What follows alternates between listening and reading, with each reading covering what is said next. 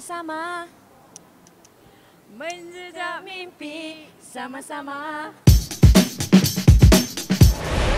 Cak, okey, hari ni Sarah buat sibuk dekat tempat yang cantik, indah dan permai pemandangan dia ni untuk event RSVP by Farah Fauzana. Sebenarnya kita orang tak ada beritahu event ni untuk apa sebenarnya. Dia kata just datang je ramai-ramai, tapi dia orang kata kejap lagi ada announcement Farah Fauzana nak buat. So Sarah tak tahu announcement apa. Sekarang ni semua orang tengah muskil, semua orang tengah tak senang nak duduk. Kejap lagi kita tahulah. Sarah nak pergi korek rahsia. InsyaAllah dengan rezeki keluarga saya, insyaAllah saya Farah akan mendapatkan zaman bujang pada 17 September 2016. Dan tadi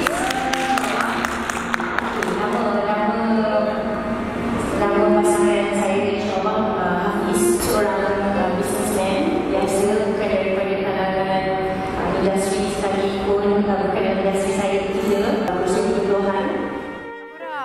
Tiba-tiba ni tutup nak kahwin. Apa cerita ni? Dia bukan tiba-tiba. Keadaan ada masanya pada hari ini. Tapi kenapa Kak Farah macam sopan hari ni? Dah lama malu lagi. Okay, serius. Saya macam tak tahu nak kontrol macam mana. Sebab baju ni pun cantik.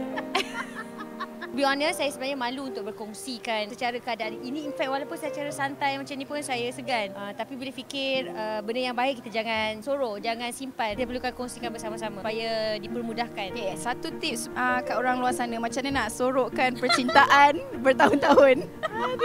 Bukan sorok, dia konsep macam selagi belum hak kita, insyaAllah kalau kita rasa tak yakin, buat relax je. Anyway, kepada yang sentiasa menonton Sarah Rancak ni, thank you so much for all the doa. Doakan lagi untuk dipermudahkan insyaAllah. Kak Farah 17 September ni, Kak Farah akan bernikah. Bagaimana perasaannya?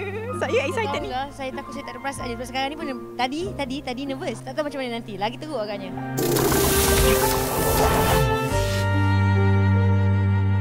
Saya ikut, alah. Dah biasa buat ABP, AJL. Alah, kahwin je macam tu. Saya tak tahu lah. Saya tak pernah kahwin. Saya tak tahu pernah rasa. Okey, tahniah Kak Farah. Kita orang sangat happy untuk Kak Farah daripada Hot FM.